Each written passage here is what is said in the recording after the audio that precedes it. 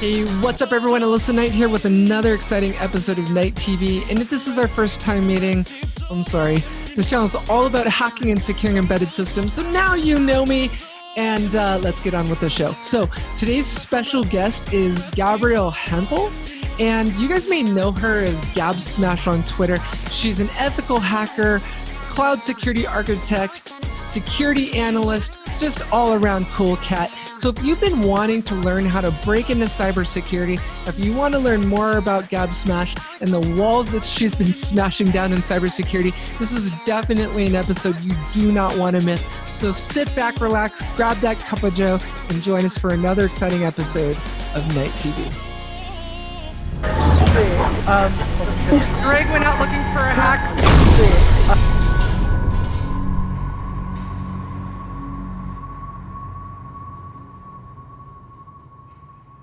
No, it's something I really find interesting because I used to work on cars. So. Oh, you're kidding! I had no idea. Yeah. So you're an auto mechanic turned hacker, or what? Yes. Shut the front door. Are you serious? Neuroscientist turned hacker. So. Oh my God. Okay, I have to hear this story. I gotta hear it. Oh, I'm touching myself tonight. So, well, when I was in college, I worked as a mechanic. Okay.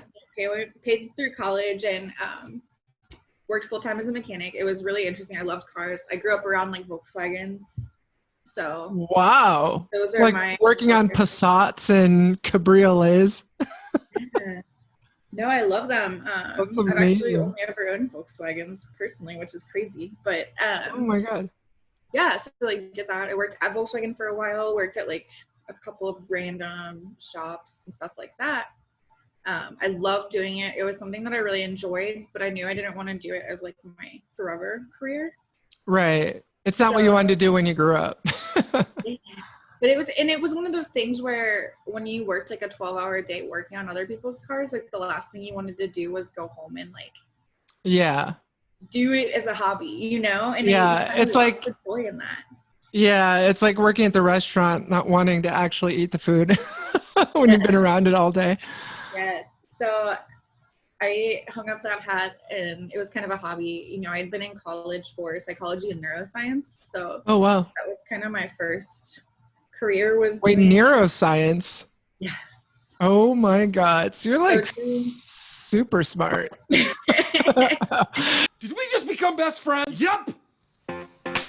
Do you want to go do karate in the garage? Yup. Happened on accident. I originally was really interested in psychology, and it kind of the science side of it became really interesting to me and kind of morphed into neuroscience. Right. But yeah, so I worked in like pharmaceutical regulation for a while, doing like pharmacokinetic reviews for FDA studies and other things like that. And then I fell into information security by way of medical devices. So. Oh, so okay, so they just walked up to you and said, hack these medical devices, or what happened? No, so the position I was in, I was doing a lot of regulatory stuff with pharmaceuticals, but also medical devices. So we would get these reports from the FDA and medical device manufacturers and stuff saying, hey, like we were informed that there's this vulnerability on this. And I didn't understand what the reports were saying, and I wanted to. So you're like, what's a vulnerability? Yeah, I was like, what are people doing? Is this when people are hacking these? Like, what is going on? Who would do that? Why would you do that? I had so many questions. So kind of just started reading more about it, and I was like, wow, this is an area I'm really, really interested in.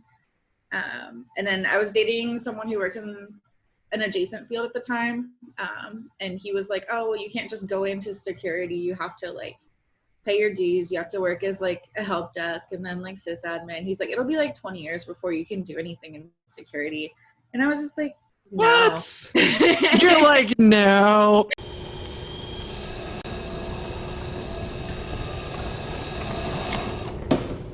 How about no, you crazy Dutch bastard? I was like, there's gotta be a way. So yeah, I just started learning a lot, but that was kind of my first focus, the way that I was able to start understanding a lot of the concepts in security was by way of medical devices, because I was already familiar with like, the function of those on like a clinical level. Right. And I was able to be like, oh, okay, like this is what they mean by like a buffer overflow attack. And then like people trying to do that on the software for the medical devices. And it was just like, God. I don't know, it put it in a context where I was able to kind of understand it more so than just looking at a computer, you know? So what were those things running, like Linux or, don't tell me Windows? Some of them have really old Windows, yeah. Oh my God. I think the ones that I was working with were XP based. Holy cow. And it's really funny. So Eternal Blue. So I still work as like a consultant sometimes for my old company, and we do mostly like genetic, like so studies I work on are recombinant DNA studies. So they take like people's DNA and like re-engineer it and stuff like that. It's really cool. But there's like a lot of regulation behind it, obviously, because like FDA and NIH get super involved in all of that. But yeah, they're used for cancer a lot. The CAR T cell studies that you hear about, like the immunotherapy and everything, like, so I still get to do that sometimes, but part of my duties as doing that is actually like visiting the infectious disease labs in like some of the hospitals where some of these are administered, just because they're super stringent about some of the like the biosafety things. Right. We basically have to see it like for ourselves and sign off on it. And I get so distracted. They always I go to the same site like a couple times a year, a lot of times, and they always make fun of me because I always get really distracted by their software because they're running like Windows XP, and I'm like, what are you doing? Like there's health data in there, please. Oh my God. So, okay. So have you figured out what you want to do when you grow up? Has that been determined? Like, is it I mean, obviously, okay. So just for our audience, like their own edification, you are a penetration tester, correct? You're not a SOC analyst. So I started out as kind of a SOC analyst. Okay.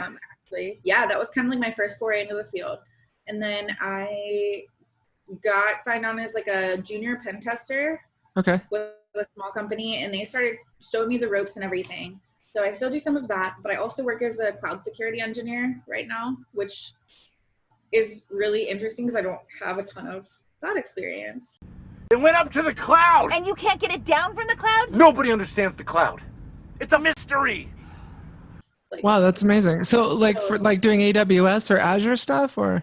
Yeah, AWS and Azure. I think Oracle, and I think there's talk about Google's cloud capabilities too, which is going to be really interesting. GCP, oh my God.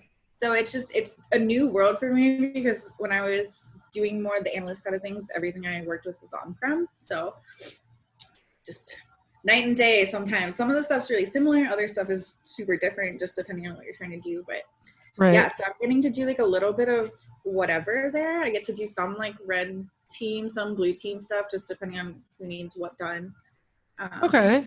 So you're not a one-trick pony. You got the analytical side as well as the adversarial side. What's that? It's really fun to break. I said I like all of it. It's really fun to break things sometimes, like, you know, red team and find vulnerabilities and things like that. But it's also really, really fun to detect it. Yeah, play the other side and like see even like the digital forensic side of things, like see what information you can find, and like it's kind of like reverse putting together a puzzle, I guess. Right. Yeah. So what's been your favorite thing over these past few years, you know, focusing in this area? Like, is it the blue team? Is it, you know, or is it all of the above? I really like both for different reasons. Okay. You know, I like the red team because I do find that you use a lot of like the psychology. I use a lot of the psychology that I learned. Oh, interesting. For red teaming, and people are always a little surprised at first when I say that, but I mean, you have to put yourself in the shoes of someone who wants information, right?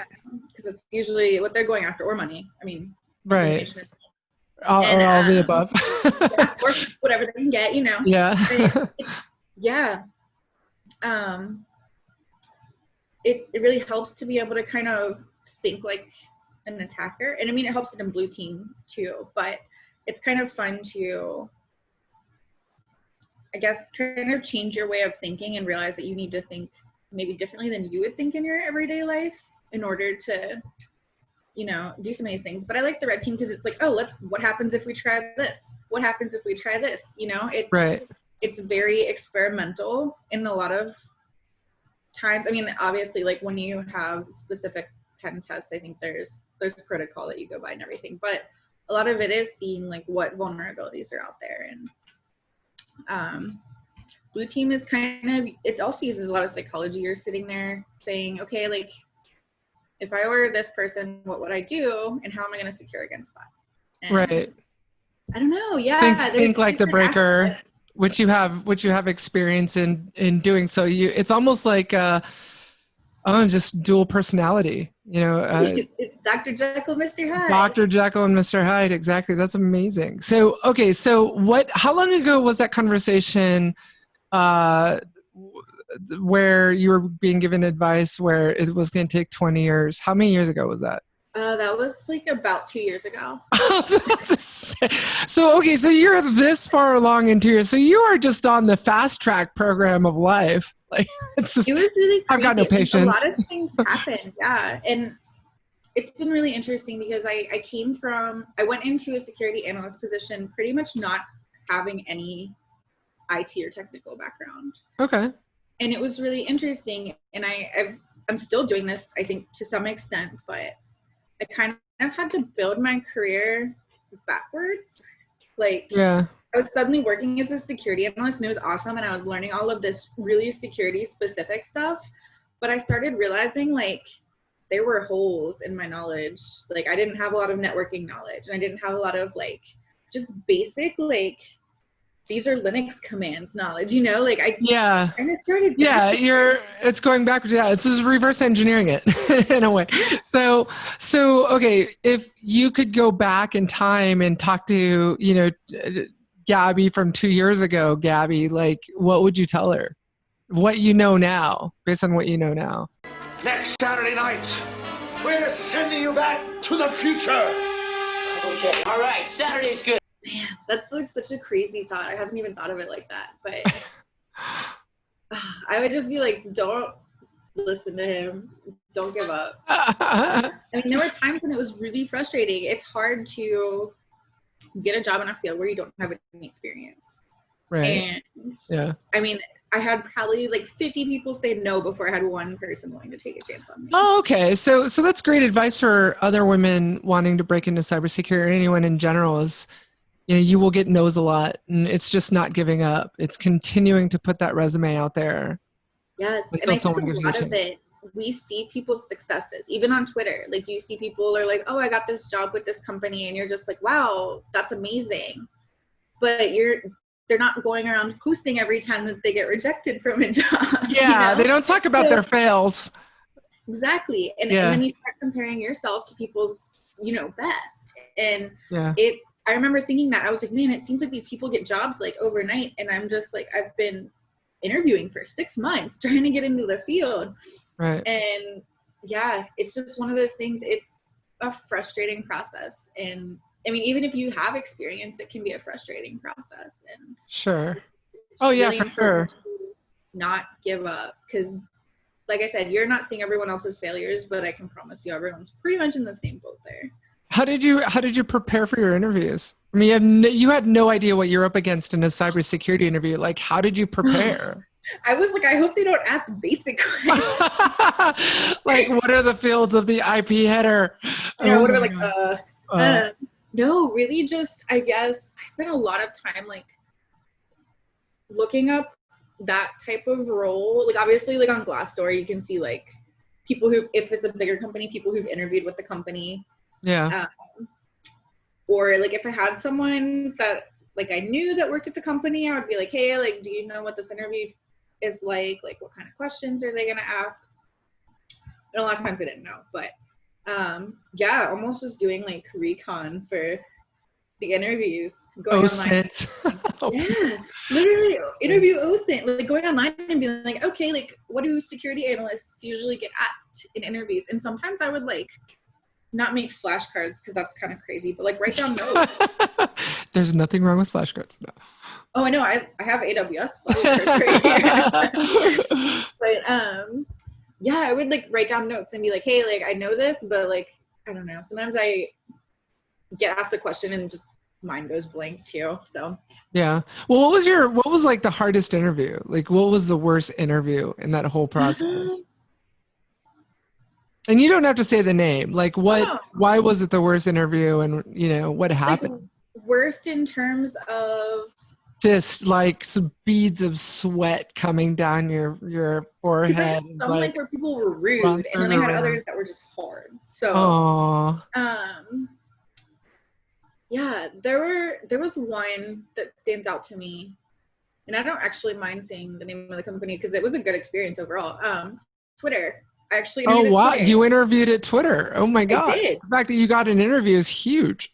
Yeah, I got an interview and I had a phone interview, and then they flew me out there and I got to see like their San Francisco headquarters, which was so cool. And it was such a good process. I love the team. What it came down to was they wanted someone with some more specific knowledge in the area that they were hiring. And I didn't have that knowledge. And I would be the first person to admit that I didn't have that knowledge. So it ended up not being like a good fit in terms of knowledge. That specific subject matter expertise. Yeah. But like the interview was amazing, but it was like a neat experience. I mean, yeah, they would ask questions, and a lot of it was theory. They want to see how you work through different problems. Oh wow. Huh. So it was like problem solving. So it was more of like the written answers on a quiz versus the multiple choice. That's awesome. Yeah, no, it was great though. Like everyone there was super great. I was actually super bummed when it didn't work out, but I understood because I don't know. Like I just knew that going in, I didn't necessarily have exactly what they were looking for. So yeah, but that's all right. You can't, like you said, you just got to keep trying. So where are you now? What company are you with now? I'm with Cigna. Oh wow. Okay. Wow. Small little startup in the healthcare industry. Well, so it's actually smaller than the last company I was at. I was at Accenture before I went to Cigna. Oh, that's right. Oh my God. What was life like at Accenture? It was crazy. Yeah, that's a tough life. Just, I mean, I'm sure you racked up the miles. Mm-hmm. And it was fine for, like, I don't mind traveling. I'm in a good spot in life to travel. I know, like, I had a lot of coworkers that had, like, families and kids and stuff, and it gets a lot harder when you're in that place. I'm, like, living on my own, stuff like that, so I can just pick up and go wherever. Yeah, living out of a suitcase and... Yes, I liked it. I ultimately was just looking for something different role-wise. I felt like I was kind of in a narrow scope, and I wanted a little bit more creativity, I guess. And that's kind of why I ended up doing engineering instead of just being analyst. Oh, okay. So what are you focused on learning right now? Like what is the thing driving you at the moment that you just know nothing about and you're in the process of learning? I am like knee deep in AWS right now. So like Elastic Beanstalk and like CloudFront and all that. Are you doing anything with APIs? I thought I saw some API tweets from you recently. Yep. You with APIs, right? Yep, doing a lot of that. Doing some cool stuff. Like they've got a lot of really cool offerings too. So really just becoming familiar with a lot of that and understanding the cloud structure and how it's different from just having servers in front of you. So are you architecting right now? So you're architecting their security controls for the cloud as they continue their digital transformation strategy? I guess it's an interesting, I guess there's some architecting. It's a lot of just, you're talking to different teams, trying to figure out the best way to do what they want to do in the cloud. I guess, yeah, that kind of stuff. So it's a little bit of everything. I like it because it's really outside the box. Like if I get an idea, the team's like, oh, let's do this. And like, they want to run with it. So it's really, really cool because sometimes you're like, hey, like this sounds crazy, but I think it would be really cool if we explored this. And they're like, all right, let's do it. And the creativity is really, really fun. So it's a very collegial atmosphere there. You can, your colleagues want to work with you on stuff and no one works in a vacuum. Yeah, everyone's like super, and there'll even be like times on our team when someone's working on something really interesting and I'll be like, hey, can you include me in that meeting? Like, I just want to be a fly on the wall, learn more about what you're doing. And they're like, okay, awesome. And it's amazing. It's a lot of that. That's rare. That's very rare. I love it. So that's awesome. So is it so right now you're drinking the cloud security Kool-Aid. That's like the big thing for you right now. Yeah, I am like knee deep. Like I said, so I decided that I was just going to go ahead and go for the solutions architect certification. Oh, wow. So I have been studying for that, and I was going to get ready to take it, and then they changed it. So Oh no. Oh my God. Well, good luck on that. Oh my God. So now do you have to go get a new book now? There's a new revision or what? yeah, I think it doesn't come out until like the end of the year, but there's like, Oh, wow. I know like some of the online resources have like, it's more like a filling the gap. Like it almost covers a lot of the same stuff. And then there's just like a couple things that they dropped and a couple things that they added. So Where do you get your knowledge on stuff? Like, so if you were to give advice to anyone out there who wants to learn about cloud security, do you mainly just rock out Kindle, or like what is your go-to for information for learning? a little bit of everything, man. I just got a Kindle this weekend. So okay. I finally bit the bullet. I'm a hardcover I can tell. By the way, you have a sick apartment. I saw I was stalking your previous tweets, and I was like, oh my God, you posted pictures or something of your new apartment. I was like, holy God. When did you move in? About a month ago. Wow. So it is very new. Yeah. It's a lot of books. I know. That was like one of the first things I unpacked. I just missed they've been in storage for like a couple years now, because I was kind of between like, I left that bad relationship where the guy told me I wouldn't make it in security. So I assumed you guys weren't together anymore. No. You're like 20 years, pound sand, I'm out. Yeah. So I was excited to have them unpacked. I mean, I learn really well from books. I'm trying to embrace the Kindle thing because it's convenient. Well, yeah, like you can have like 1,000 books with you without having to shove all those books into a backpack. Like, especially with the amount I travel, like. Yeah, no kidding. That person has a backpack full of books on the airplane. Yeah. But yeah, no, so the Kindle has been good. I actually do a lot of, and this sounds crazy, but bear with me. Reddit has some really good. Really? Oh, I was expecting you to say like LinkedIn Learning or something. Oh, wow. No, Reddit has some really, really good. I found like so many good resources and articles and stuff on there. People post up like the programs that they write. Sometimes they'll be like, hey, check out what I put on GitHub. And you're just like, oh, that's really cool. And you end up learning about something you didn't know. But yeah, there's like an AWS community on there. There's like a Blue Team community. There's a network security community. I mean, pretty much anything you want. And they're all pretty good as far as people not being horrible. Because I know Reddit can be.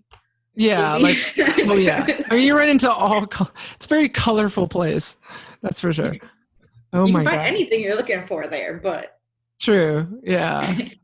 Yeah. So yeah, that's a good spot for the solutions architect. I've been using like there's a course on Udemy that's been really good. I don't know. Oh, cool. Yeah. Mixed media. Like sometimes I read, sometimes I listen, sometimes I watch, sometimes I'll like find labs, you know. That's awesome. Well, are you planning on going after any certifications like your OSCP or anything like that, or?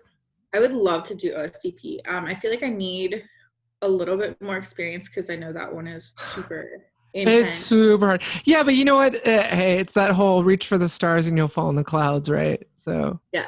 So I'm actually I have one in progress that I kind of put on hold for a little while just to finish the AWS stuff since it's more relevant to what I'm doing right now. Yeah. But the eLearn security, the junior pen tester one, it's supposed to be like, it's set up really similarly to the OSCP apparently, but it's like rudimentary. Yeah. But it gets you in that mindset of like the practical exam and not sitting there answering questions. What I was excited to see about with the OSCP was it was finally something outside of SANS Institute. It was like, oh, no more $7,000 training courses at SANS. Yeah. Yeah. No, I went to schedule the Amazon one. I was like, it's $150. Like, that's it? It's only $150. Yeah, like you're expecting 5,000 or something like that. Yeah.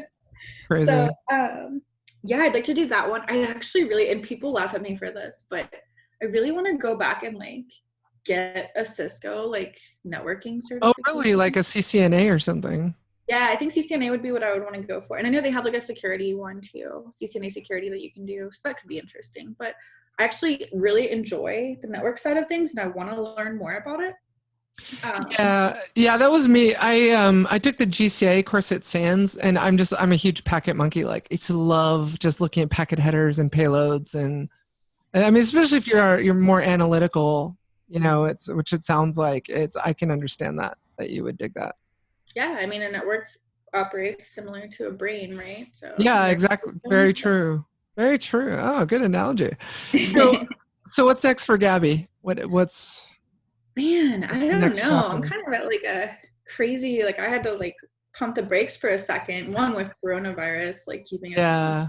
But two, like just moving to a new place and starting a new job all within the last couple of months. I've been like, wow, I need to figure out what I'm doing. I don't know. I'd like to talk more at conferences. I mean, I've talked to a couple, but it's not like what I want to do. Like, that's not my end goal.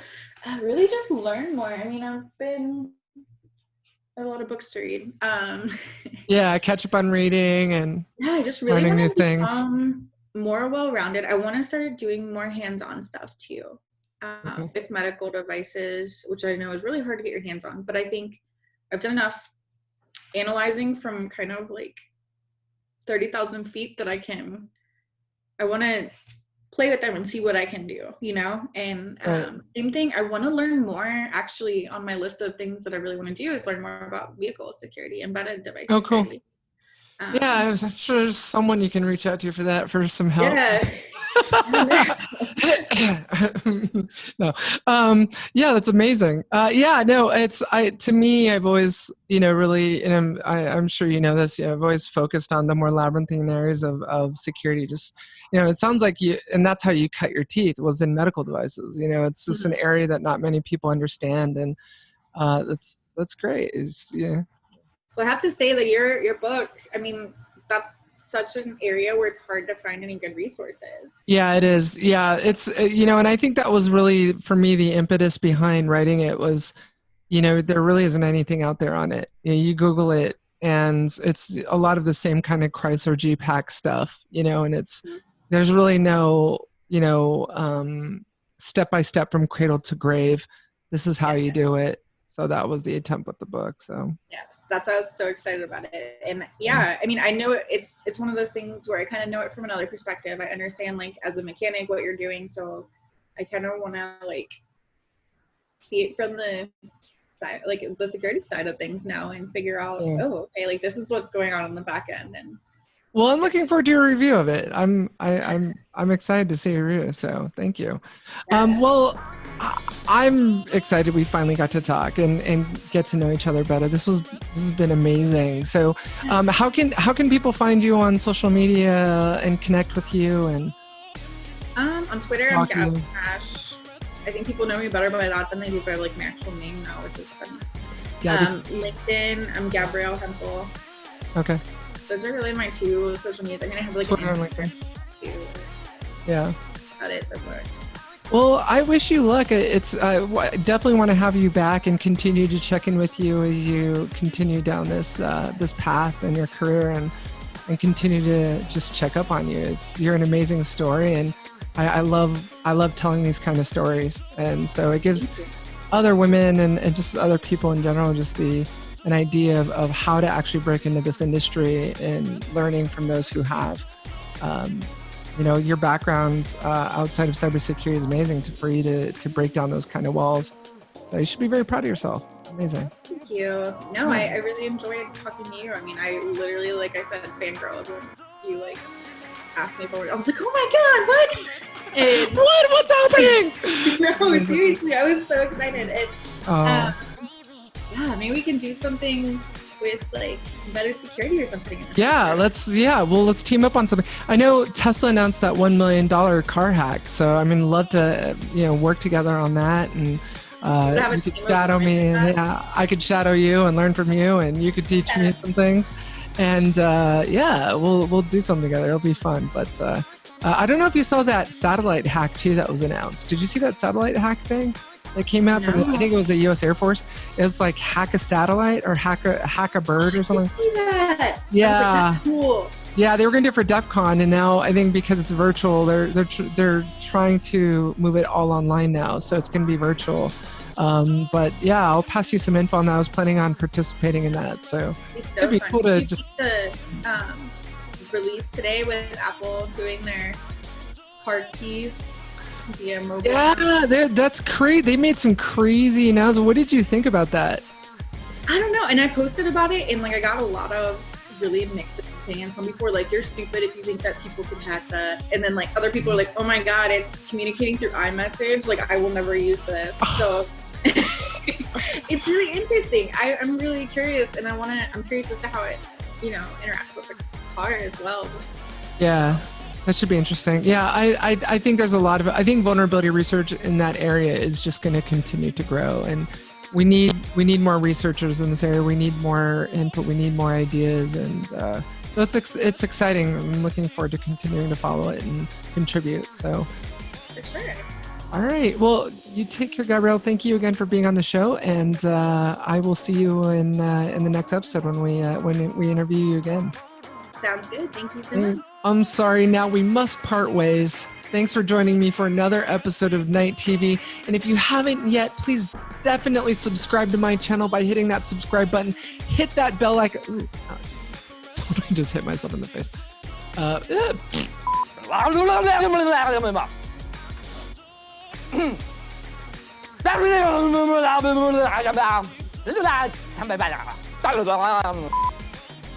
Unfortunately, we must say goodbye at this point. Thanks for joining me for another episode of Knight TV. If you haven't yet done so, please support my content by hitting that subscribe button, by hitting that bell icon to be notified of new uploads and live broadcasts when I do them every week. And if you want to learn more about hacking and securing embedded systems, this is definitely the channel that you want to be at. Take a look around, look at my playlist, look at my other videos, especially my new series on hacking BLE smart locks, and I will see you in the next episode of Knight TV. Greg went out looking for a hack.